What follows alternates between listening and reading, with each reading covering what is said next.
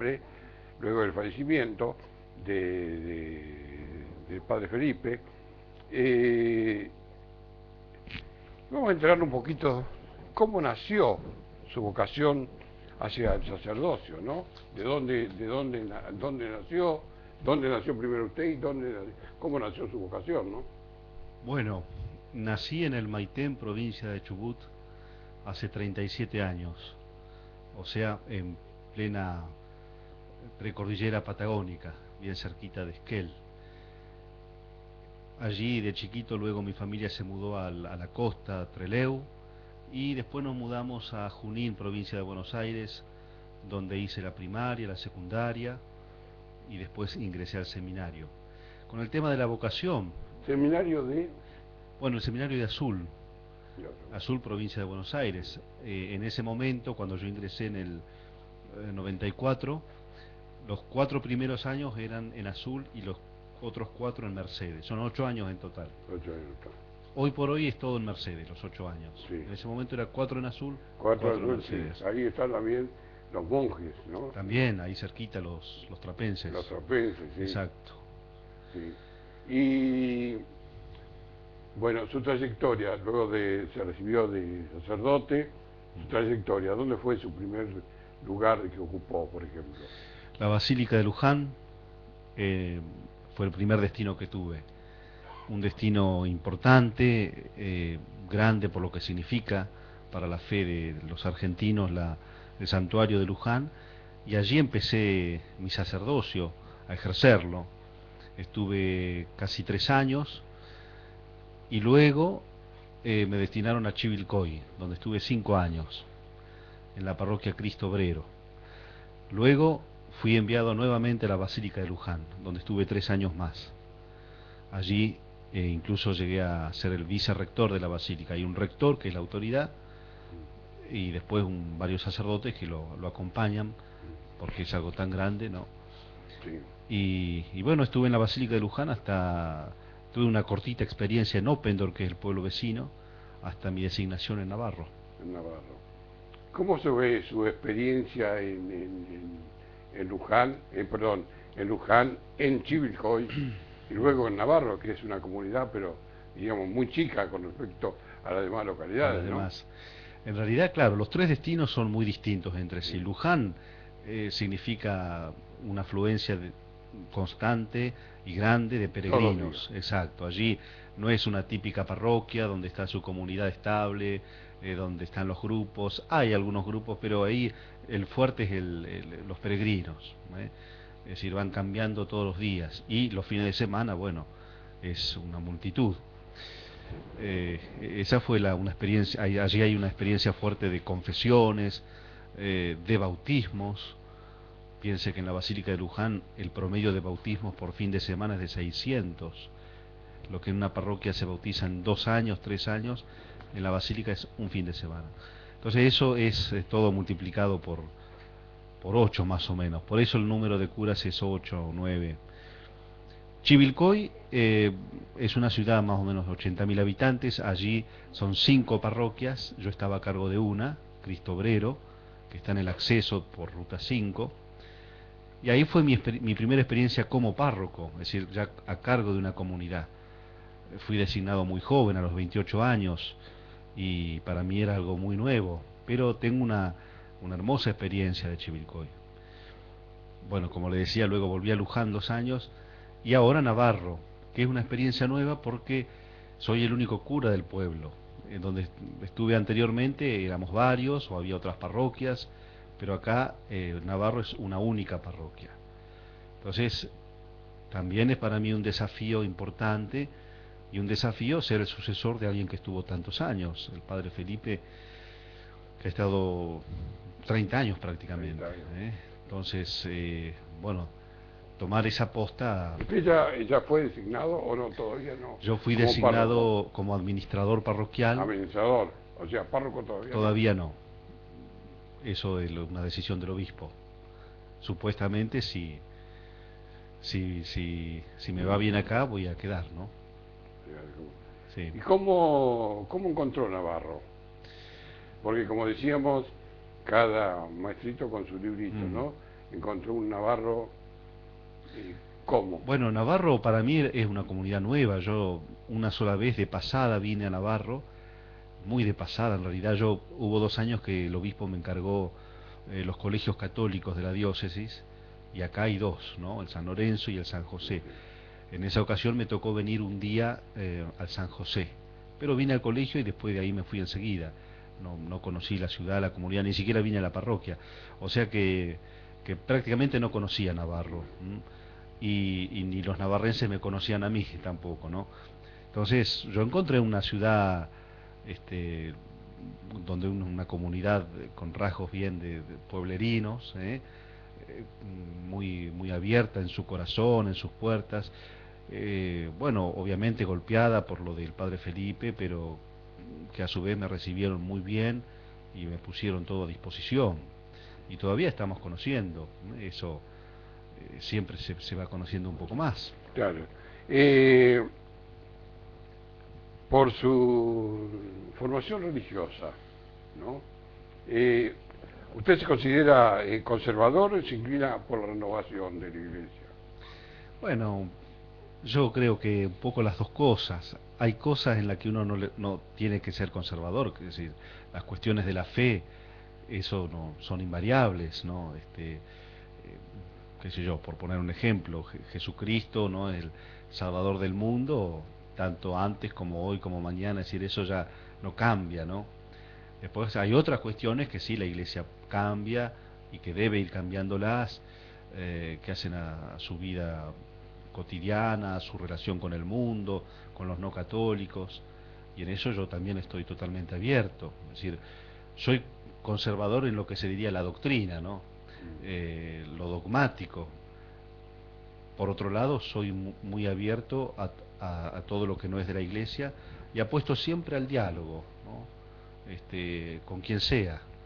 Y creo que es un poco el camino de la Iglesia ahora. Teniendo en cuenta, ¿está de acuerdo usted con los cambios que ha habido, por ejemplo, en nuestro país, ¿no? Relacionado con los matrimonios, ¿no? De igualdad, la adopción de hijos, de igualdad, todo eso. Y bueno, con algunas cosas sí, con otras no. El hecho de haber estado en Luján a uno le abre mucho la cabeza, porque allí va todo el mundo, incluso los que jamás pisan la iglesia, los que, bueno, todo, y eso ayuda a comprender un poco más la realidad. Entonces, para mí el ideal es que la realidad, digamos, entre dentro de la misión que tuvo Jesucristo, ¿no? Que es anunciar su mensaje a todos sin distinción, y no a la inversa, ¿no? Es decir, adaptar el mensaje de Jesús a la realidad, sino que, o en todo caso, algo conjunto, sea con distintos temas que a veces son delicados incluso, pero bueno, vuelvo a repetir lo del diálogo, creo que es fundamental, y encontrar siempre un punto de acuerdo y de apoyo, y no desviando la mirada de Jesucristo, ¿no? ¿Y cuáles serían los puntos, por ejemplo, de que la Iglesia tendría que rever a su juicio? Bueno, ahora todo esto de la elección del nuevo Papa ha hecho, es como una pequeña revolución donde uno se da cuenta que había cosas y que hay cosas que cambiar, ¿no? Un poco yo creo que por ejemplo, lo que es toda la burocracia vaticana, ¿no? Que a veces está bien, uno entiende de siglos, ¿no? Es decir, pero ahí hay un anquilosamiento que impide, digamos, que el evangelio llegue a todo el mundo, ¿no? Entonces eso, y yo creería, conociéndolo un poco al Papa, ¿no? De las veces que él ha ido a Luján, que esa va a ser su gran misión, es decir, una reforma que ya en parte Benedicto lo había iniciado, ¿no? Una reforma interna de la Iglesia. O sea, que vaya desapareciendo las obtenciones, por ejemplo, ostentar demasiada riqueza, todas esas cosas, ¿viste?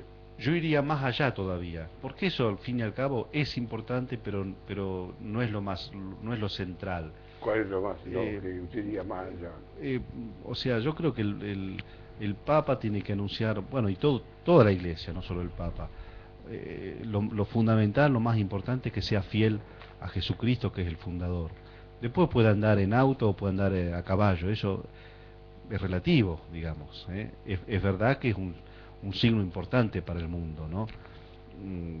Pero yo creo que lo fundamental es la fidelidad al fundador, que es Jesús, y tomar el ejemplo de él. Y cuando digo reforma, sí, la parte de la curia, la parte, a veces el manejo de ciertas cosas muy ríspidas, ¿no? El dinero, los bancos, todo eso y que bueno, donde se ven también las miserias humanas. Padre, y con respecto, por ejemplo, a nuestro Papa Francisco, que él no aprueba, por ejemplo, el matrimonio del mismo sexo, ni la adopción por personas del mismo sexo. Para usted, qué lectura hace de eso? Es decir, creería que en realidad no sé si algún día habrá algún papa que lo apruebe en el sentido de decir, bueno, esto para la Iglesia va a estar bien o para lo que Jesús enseñó. Entonces, yo creo que siempre hay que hacer la distinción de, como se dice hombre y mujer, entre comillas, no, entre el pecado y el pecador, o entre lo que está bien y lo que está mal, ¿no? Es decir, primero que pecadores somos todos, y hay personas que bueno, son heterosexuales, pero son más pecadoras que los homosexuales, ¿no? sí. Entonces, uno ahí tiene que ver la mirada de Dios, que siempre apunta al corazón del hombre, más allá de su orientación sexual. Creo que eso para mí es lo fundamental. Después lo otro será cuestión de ver, bueno, cómo estas personas se pueden insertar dentro del marco eclesial, así como obviamente lo están haciendo en el marco social, pero y cultural también. Y bueno, tienen que hacerlo también en el marco eclesial, porque es decir, ellos son parte de la Iglesia también. La Iglesia no aprueba eso. Y no porque hay una razón, tal vez sería más largo de hablar, pero de orden no tanto cultural, social, sino de orden natural, ¿no? Es decir, como que ya la misma naturaleza tiene su orden que no se puede subvertir, ¿no? Si no se vuelven en contra del mismo hombre.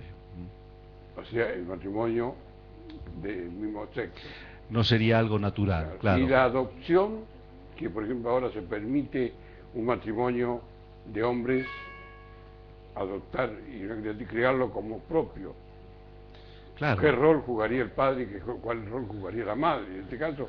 Porque ¿cómo le explica a usted a una criatura, este es tu papá, o estos son tu papá, o estos son tu mamá? Claro. ¿No? Sí. ¿Cómo toma eso? Que tampoco me parece que está dentro de las cosas que aprueba nuestro Papa, ¿no? Y no tampoco porque es decir, parte del mismo tema de la relación de los hombres, como si fuera una familia de hombre-mujer, ¿no? Ahora esa pregunta que usted hace, yo también me la hago, es decir, cómo, ¿no?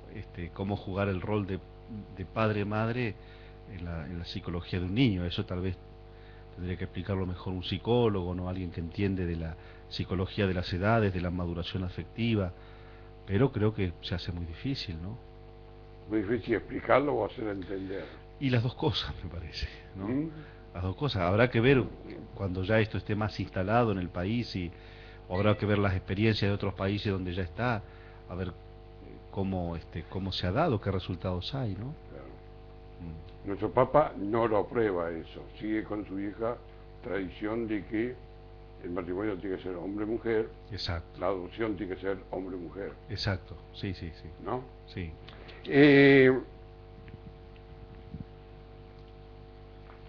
¿Qué rol para usted cumplen los laicos?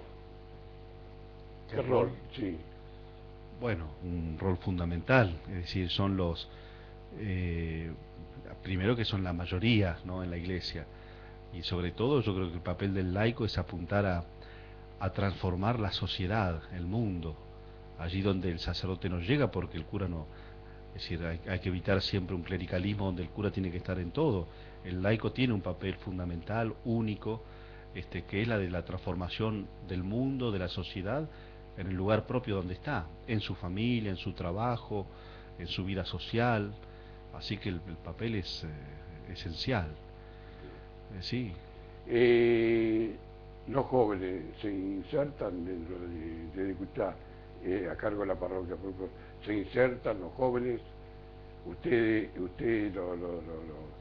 ha sentido que se han acercado más jóvenes y todo. Bueno, yo los estoy conociendo ahora. Acá hay un grupo ya de jóvenes armados de hace varios años, donde están los más chicos y los más grandes, más o menos de edades que van desde 14 a 25, 30, y trabajan muy bien, y bueno, pero evidentemente que no pueden quedarse con eso solos, tienen que salir a buscar a otros jóvenes. En eso la iglesia es evangelizadora y misionera, no puede quedarse encerrada en el templo o en la sacristía, tiene que salir. Navarro tiene un montón de jóvenes, ¿no? Y creo que eso va a dar un poco la pauta de si están trabajando bien o no, o de si hay algo que falta. Son chicos misioneros esencialmente, de hecho están proyectando una misión para el verano próximo, pero bueno, no tienen que perder el punto de vista de salir también, ¿no? ¿Cómo toma usted, por ejemplo, los cánticos, la guitarra, los instrumentos musicales, todo insertado dentro de la iglesia? ¿Está bien? ¿Hay que hacer alguna reforma? ¿Hay que tocar algo? No, está bien, simplemente hay que orientarlo. Es importante la formación también musical, litúrgica. Yo soy el delegado del obispo para la liturgia en la arquidiócesis, y me toca un poquito ir orientando lo que hace a la liturgia y por ende también a la música, ¿no? También soy músico, ya desde chico aprendí música y teclado, etcétera. No cuerdas, no guitarra, ¿no? Y me gusta mucho. Y soy muy amplio en los gustos. Me gusta desde lo clásico hasta el folclore. La cumbia un poquito menos, pero la escucho ahora, esta cumbia papal que ahora los chicos... Bueno, la cumbia papal ha llegado al mundo. Ha llegado al mundo, sí, mundo, sí. Sí. Pero me gusta mucho el tango, bueno, el rock nacional también. Y bueno, en eso hay un buen entendimiento con los Llevado chicos. eso a la música o a los cánticos religiosos. Sí. ¿Está de acuerdo usted?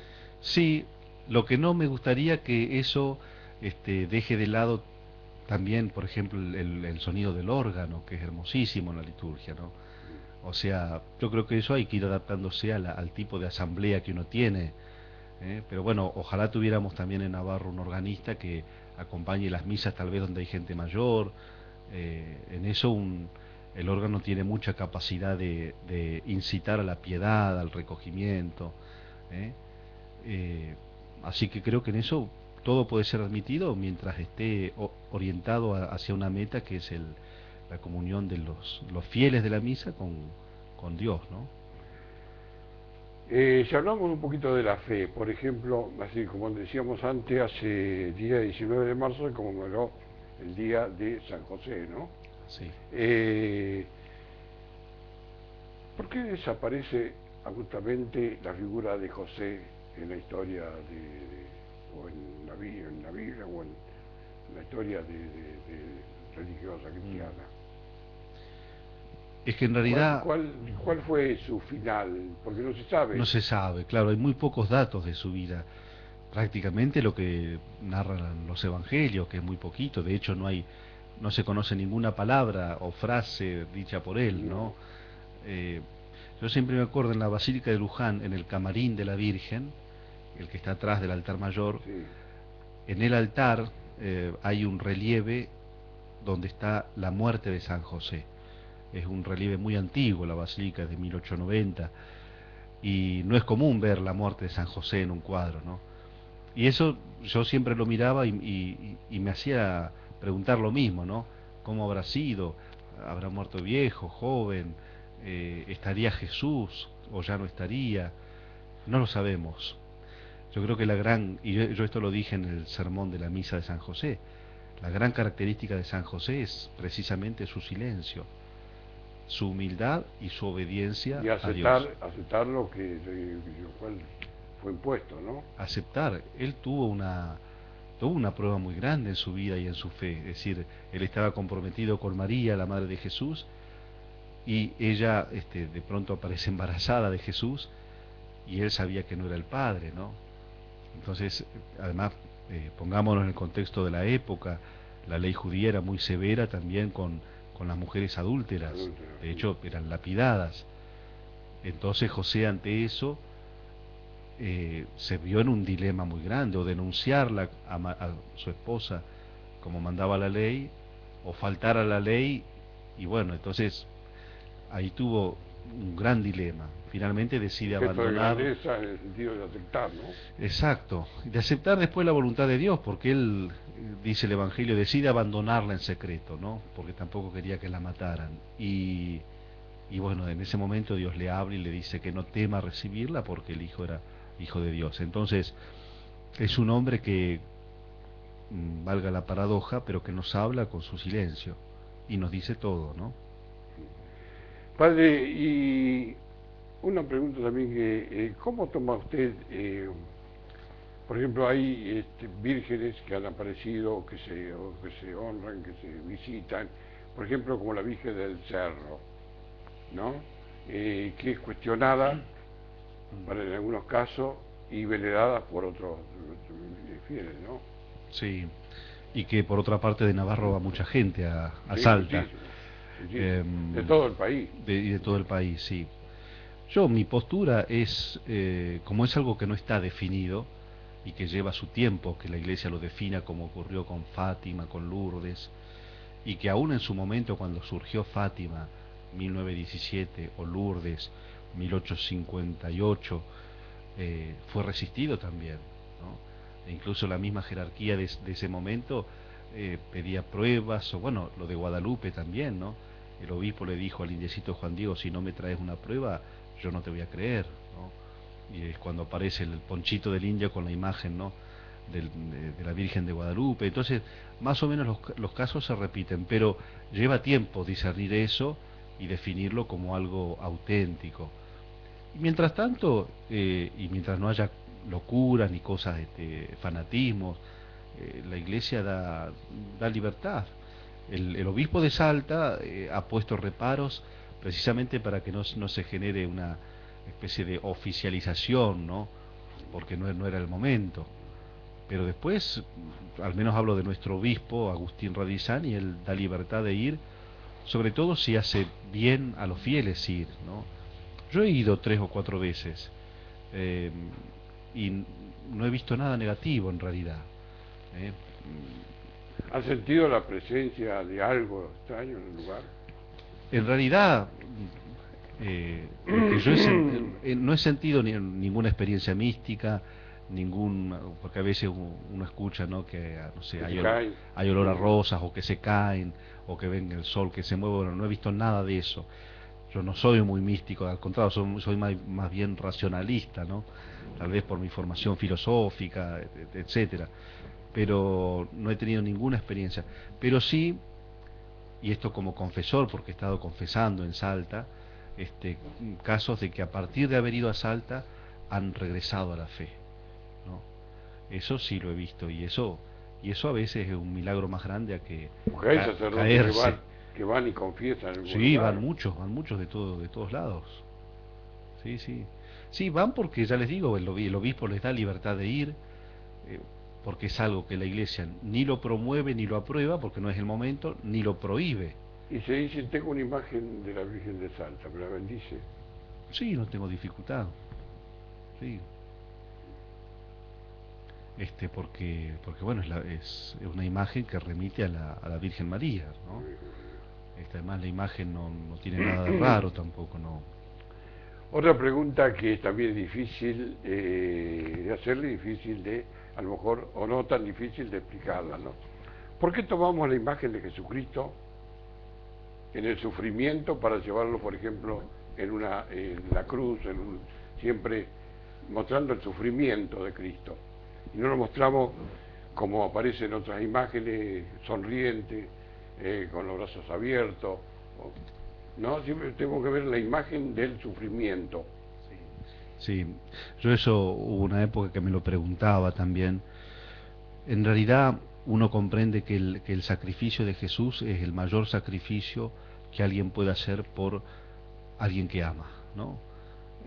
Y obviamente que el sacrificio comporta el sufrimiento, en este caso el sufrimiento de la pasión y de la muerte misma. Entonces ahí ya el sentido de la cruz cambia de ser algo negativo o maldito, a ser una fuente de bendición. Es decir, Jesús mismo dijo, nadie tiene amor más grande que aquel que da la vida por sus amigos. Y es lo que él hizo en la cruz. Entonces la cruz, en vez de ser un signo de condenación o de maldición, es un signo de amor, ¿no? Es decir, porque es el sacrificio que él hizo por nosotros. Si no se entiende así, sería algo enfermo, sería como una especie de masoquismo, ¿no? Pero no, obviamente que no es eso. Es decir, la cruz es el signo de amor y es el signo que antecede a la resurrección. O sea, la cruz nos remite al sacrificio de Cristo, pero siempre es como que es algo previo, no, nos muestra la esperanza del tercer día, es decir, de la resurrección. Si quedara solo en la cruz, ahí sí que sería algo totalmente negativo. No lo quiero entretener mucho más, sabemos que tiene ocupaciones que hacer. ¿Ha notado de este tiempo, sus 3 meses que está acá, ¿no? El mayor acercamiento de la gente hacia la iglesia, que cada día se va logrando acercar más a la gente a la iglesia? Yo lo he notado, pero más que nada, como yo no sé si antes venía o no la gente a la iglesia. No, pero usted, viendo la primera misa, la primera cuando llegué en diciembre. Claro, cuando se inició a la última misa dada, usted Sí. ve la nave, el templo más colmado de fieles. Sí, lo veo más colmado. Bueno, gente mismo que es de Navarro, de la parroquia, me ha dicho que se ha empezado a acercar mucha gente y yo creo que esto del Papa también movilizó la fe de muchos, ¿no? Y bueno, pero sí lo veo más lleno, aunque los números igual no es lo esencial, ¿no? Es un signo también, ¿no? Pero no es que uno tiene que llenar la iglesia para, al contrario, es decir, puede estar llena de gente que viene no más que yo para figurar, supóngase, ¿no? Ahora, yo he notado que se ha acercado mucha gente que ha encontrado a Dios y bueno, y ha empezado a venir. ¿Algún proyecto, alguna innovación? Oh, muchísimos proyectos. No sé, por eso no sé si voy a quedar como párroco. Yo creo que sí. Ahora el jueves viene el obispo Navarro, eh, es el jueves santo, ¿no? El día del sacerdote también, y tal vez ahí haga algún adelanto, pero sí, hay muchos proyectos a nivel de cómo trabajar la fe en Navarro, ¿no? Las misiones. Tengo las capillas del campo también, que no hay que olvidarlas, las Marianas, Almeida, Sol de Mayo, las 2 capillas de acá de Navarro. Y bueno, y proyectos también, me gustaría mucho que se le pueda dar una nueva vida, por ejemplo, a lo que en algún momento fue el Ateneo parroquial. Estoy hablando de la época del padre Martínez, anterior al padre Pironio. Él había, y con mucho sentido del futuro, ¿no?, fundado una especie como de club parroquial, el club Sursum, ¿no? Que Sursum en el latín quiere decir arriba los corazones. Entonces, eso después fue cayendo en desuso, bueno, hubo una parte ya en la esquina que ya no es más de la parroquia, pero sería muy bueno reflotarlo todo eso, ¿no? Teniendo, bueno, es un proyecto más que tiene que estar en orden a la evangelización. O sea, la inserción de mayores jóvenes y Exacto. cantidades, ¿no? Exacto. Sí. Muy bien, padre, hemos llegado al final. Nos quedó algunas Bueno. cosas para hablar, pero el tiempo Es tirano. No, aparte usted tiene un compromiso. Quiere decirle algo a la gente. Ahí está la cámara. Quiere hablar sobre lo que va a pasar ahora Jueves Santo, viernes, sábado y domingo, ¿no? Pascua. Ahí tiene la cámara, así que puede hablar tranquilamente. Bueno, simplemente dejarles el saludo de Pascua, que ya estaremos celebrando el próximo domingo. Y, y la Pascua, bueno, tiene un sentido litúrgico, que es el que vamos a celebrar este domingo, pero también un sentido más existencial, vital, más de fe, que es la Pascua de nuestra vida y para la cual tenemos que estar siempre preparados.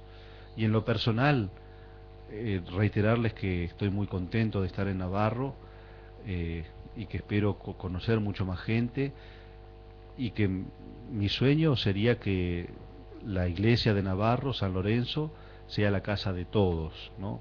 Sin excluir a nadie, sin privilegiar a nadie. Y al contrario, y en esto el Papa Francisco nos está dando un ejemplo, de poder llegar a las periferias también, es decir, a los más alejados. Yo vivo al lado de la iglesia, así que no tienen más que llamarme o tocarme el timbre y allí voy a estar. Gracias. Gracias, Padre, por haber aceptado la invitación. Gracias, al contrario.